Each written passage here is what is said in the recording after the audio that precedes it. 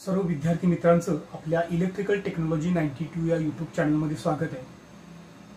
आजच्या या व्हिडिओमध्ये आपण इयत्ता 10वीतील घटक क्रमांक 4 जो आहे सिंगल फेज ट्रान्सफॉर्मरचा अभ्यास व टेस्टिंग या घटकाला सुरुवात करणार आहोत। सुरुवात करताना पहिल्यांदा आपण ट्रान्सफॉर्मरची प्राथमिक ओळख करून घेऊया। ट्रान्सफॉर्मर हे एक विद्युत साधन आहे आणि हे साधन अनेक उपकरणांमध्ये मोठ्या प्रमाणावर वापरले जाते। तर ट्रान्सफॉर्मर कशाला म्हणायचं किंवा कोणत्या साधनाला ट्रान्सफॉर्मर म्हणायचं हे बघूया। पॉवर व फ्रिक्वेन्सी यामध्ये कोणतेही बदल न करता एसी सर्किटमधील विद्युत ऊर्जा एका सर्किटकडून दुसऱ्या सर्किटकडे पाठवणाऱ्या स्थिर साधनाला ट्रान्सफॉर्मर असं म्हणतात। अतिशय सोप्या भाषेमध्ये आपण व्याख्या केलेली आहे। ट्रान्सफॉर्मर कशाला म्हणायचं हे बघितलेलं आहे। पॉवर व फ्रिक्वेन्सी यामध्ये कोणतेही बदल न करता एसी सर्किटमधील विद्युत ऊर्जा एका सर्किटकडून दुसऱ्या सर्किटकडे पाठवणाऱ्या स्थिर साधनाला ट्रान्सफॉर्मर असं म्हणतात। म्हणजे ट्रान्सफॉर्मरमध्ये एका सर्किटमधील विद्युत ऊर्जा दुसऱ्या सर्किटकडे पाठवली जाते आणि हे पाठवत असताना पॉवर आणि फ्रिक्वेन्सीमध्ये कोणताही बदल होत नाही। आता या ट्रान्सफॉर्मरचा उपयोग कशासाठी होतो हे बघूया। एसी उच्च व्होल्टेजचे रूपांतर कमी व्होल्टेजमध्ये किंवा कमी व्होल्टेजचे रूपांतर उच्च किंवा अतिउच्च व्होल्टेजमध्ये करण्यासाठी ट्रान्सफॉर्मरचा उपयोग होतो।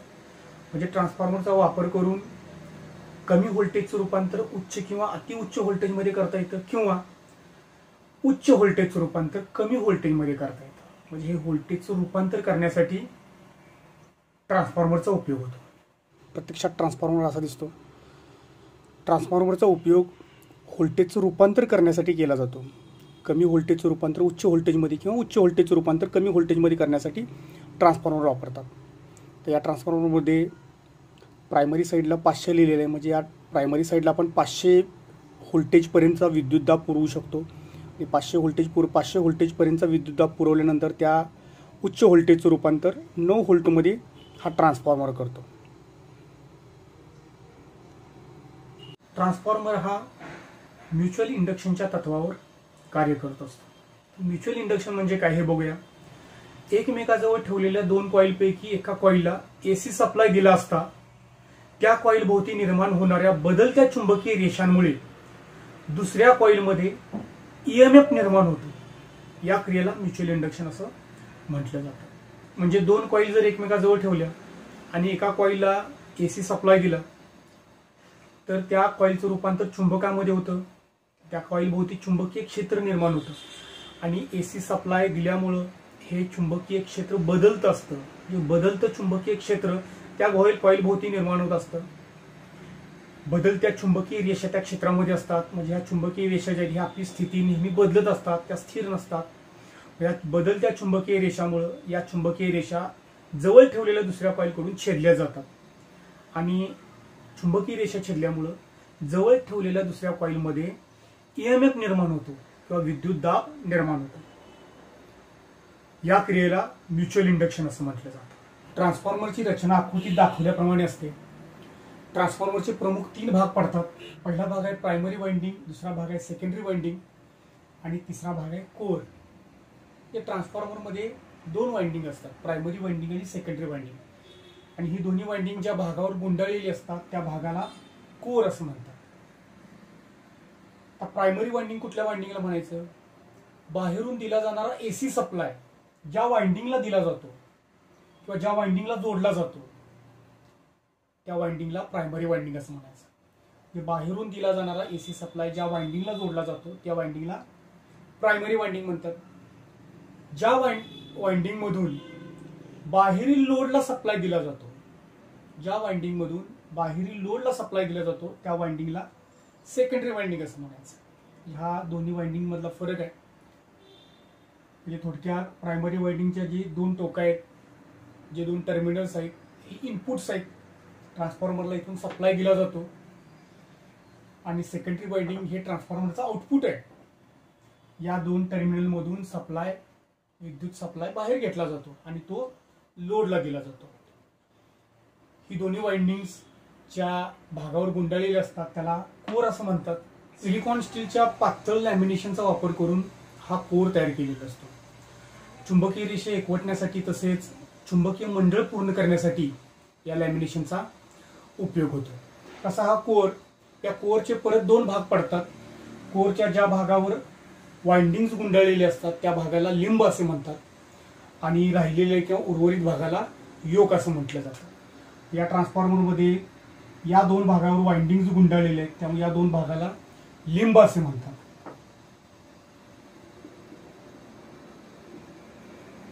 आणि उर्वरित भागाला, कोरच्या उर्वरित भागाला योक असं म्हटलं जातं,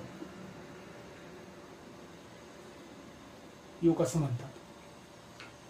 तर अशा प्रकारे ट्रान्सफॉर्मरचे प्रमुख 3 भाग, या भागांचा अभ्यास आपण किंवा माहिती आपण घेतलेली आहे. पहिला भाग आहे प्रायमरी वाइंडिंग, दुसरा भाग आहे सेकंडरी वाइंडिंग आणि तिसरा भाग कोर आहे. ट्रान्सफॉर्मरची कार्यपद्धती कशी असते हे आता आपण बघूया. जेव्हा बाहेरील एसी सप्लाय ट्रान्सफॉर्मरला दिला जातो, तर ट्रान्सफॉर्मरला दिला जातो म्हणजे कोणत्या वाइंडिंगला दिला जातो आपण मागाशी बघितलेलं आहे. बाहेरील एसी सप्लाय ज्या वाइंडिंगला दिला जातो किंवा जोडला जातो त्या वाइंडिंगला प्रायमरी वाइंडिंग म्हणतात आणि ज्या वाइंडिंगमधून सप्लाय बाहेरील लोडला जोडला जातो त्या वाइंडिंगला सेकंडरी वाइंडिंग म्हणतात. म्हणजे जेव्हा बाहेरील एसी सप्लाय आपण प्रायमरी वाइंडिंगला जोडतो तेव्हा प्रायमरी वाइंडिंगमध्ये चुंबकीय क्षेत्र निर्माण होतं, बदलतं चुंबकीय क्षेत्र निर्माण होतं आणि त्या बदलत्या चुंबकीय क्षेत्रामध्ये बदलत्या चुंबकीय रेषा असतात ज्या आपली स्थिती नेहमी बदलत असतात. तसेच या चुंबकीय रेषा कोरमधून प्रवाहित होतात आणि आपलं चुंबकीय मंडळ पूर्ण करतात. त्यामुळे या रेषा सेकंडरी वाइंडिंगकडून छेदल्या जातात आणि म्युच्युअल इंडक्शनमुळे सेकंडरी वाइंडिंगमध्ये EMF निर्माण होतो किंवा विद्युत दाब निर्माण होतो आणि सेकंडरी वाइंडिंग लोडला जोडलेला असतो आणि या सेकंडरी वाइंडिंगच्या सर्किटमधून इलेक्ट्रिक करंट किंवा विद्युत प्रवाह प्रवाहित होतो. तर अशा पद्धतीची कार्य किंवा कार्यपद्धती ट्रान्सफॉर्मरमध्ये चालत असते. आपल्याकडे ही 2 ट्रान्सफॉर्मर्स उपलब्ध आहेत. त्याला पहिला ट्रान्सफॉर्मर आहे हा 9 व्होल्टचा आहे, इथं 9 लिहिलेलं दिसेल तुम्हाला. हा 9 व्होल्टचा ट्रान्सफॉर्मर आहे. जे 220 व्होल्टचं रूपांतर किंवा 230 व्होल्टचं रूपांतर हा ट्रान्सफॉर्मर 9 व्होल्टमध्ये करतो. आणि हा जो दुसरा ट्रान्सफॉर्मर आहे हा 12 व्होल्टचा ट्रान्सफॉर्मर आहे. जेव्हा प्रायमरी साईडला 220 व्होल्टचा सप्लाय आपण देतो तेव्हा त्याचं रूपांतर 12 व्होल्टमध्ये हा ट्रान्सफॉर्मर करतो. आपण या 12 व्होल्टच्या ट्रान्सफॉर्मरला आपण 220 व्होल्ट किंवा 230 व्होल्टचा सप्लाय देऊन सेकंडरी साईडचं व्होल्टेज आपण मल्टीमीटरच्या साह्यानं मोजणार आहोत. मग त्यासाठी मल्टीमीटरच्या साह्यानं आपण पहिला आपल्या घरामध्ये उपलब्ध असणारं व्होल्टेज मोजूया. त्यासाठी आपण मल्टीमीटरचं जे रोटरी नॉब आहे हा रोटरी नॉब 750 व्होल्टला सेट करतो. मल्टीमीटरचा वापर कसा करायचा याबद्दल एक व्हिडिओ आपल्या चॅनलवर मी स्वतः बनवून टाकलेला आहे, आपण तो अवश्य पाहावा. मल्टीमीटरची सर्व फंक्शन्स तिथं समजावून सांगितलेले आहेत. आता आपल्याला AC व्होल्टेज मोजायचं आहे जे आपल्या घरामध्ये उपलब्ध आहे. त्यासाठी मी हा रोटरी नॉब आहे हा 750 व्होल्ट या व्होल्टेजवर सेट केलेला आहे. आपण दोन्ही प्रोबच्या साहाय्यानं आपल्या घरामध्ये उपलब्ध असणारा AC व्होल्टेज मोजूया.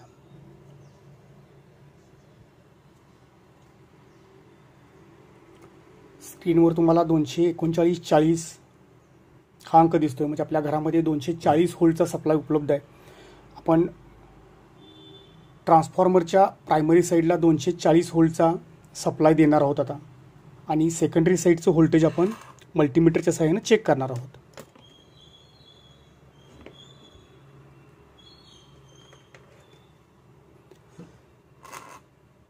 मल्टीमीटरचं सेटिंग मी चेंज करतोय.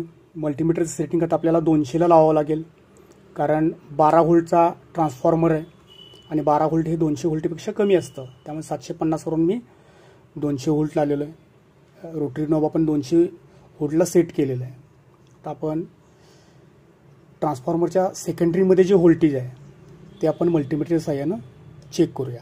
11.8, 7, 12 म्हणजे 12च्या आसपास आपल्याला व्होल्टेज ट्रान्सफॉर्मरच्या सेकंडरी साईडला मिळते आहे. हे 220 व्होल्टचं रूपांतर हा ट्रान्सफॉर्मर 12 व्होल्टमध्ये करतोय. ट्रान्सफॉर्मरचा ट्रान्सफॉर्मेशन रेशो म्हणजे काय याची माहिती आपण घेऊया. ट्रान्सफॉर्मेशन रेशो समजावून घेताना सुरुवातीला आपल्याला हे जे 3 रेशो आहेत, टर्न्स रेशो, व्होल्टेज रेशो आणि करंट रेशो, याचा सुरुवातीला आपल्याला अभ्यास करायला पाहिजे. त्यातला पहिला जो रेशो आहे टर्न्स रेशो, जरी NS ही सेकंडरी वाइंडिंग मधील वेढ्यांची संख्या असेल आणि NP प्रायमरी वाइंडिंग मधील वेढ्यांची संख्या असेल तर ह्या दोघांचे गुणोत्तर म्हणजे टर्न्स रेशो.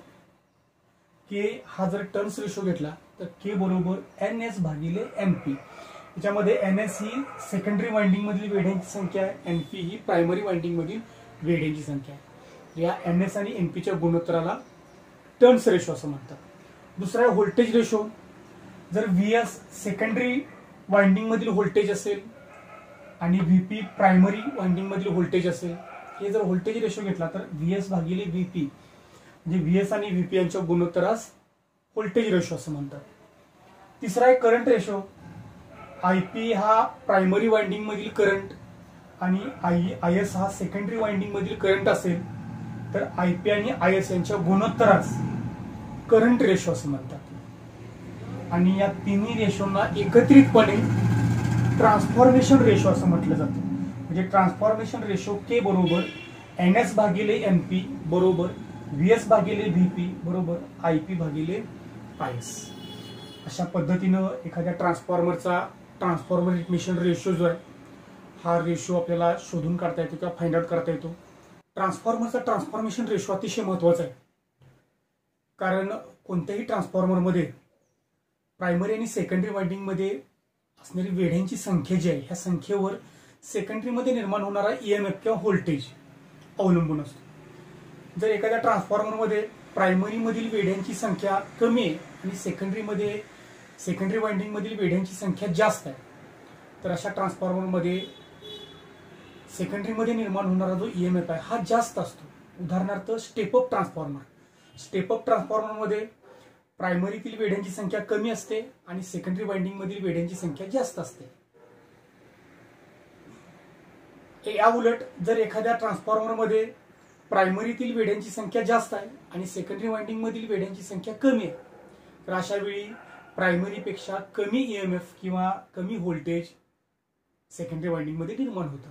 व्हिडिओच्या शेवटी आपण ट्रान्सफॉर्मरचे फायदे कोणकोणते आहेत हे बघूया. ट्रान्सफॉर्मर हे स्थिर साधन असल्यामुळं घर्षणीय हानी होत नाही किंवा फ्रिक्शनल लॉस होत नाही, हा पहिला फायदा. दुसरा फायदा, ट्रान्सफॉर्मरमध्ये फिरणारे भाग नसतात त्यामुळं देखभाल खर्च कमी असतो ट्रान्सफॉर्मरचा, हा दुसरा फायदा आहे. तिसरा फायदा, विद्युत शक्तीचे रूपांतर सहजरित्या व कमी खर्चात करता येते. त्यामुळे विद्युत शक्ती एका ठिकाणाहून दुसऱ्या ठिकाणी पाठवणे सोयीची आणि कमी खर्चाची असते, हा तिसरा फायदा आहे.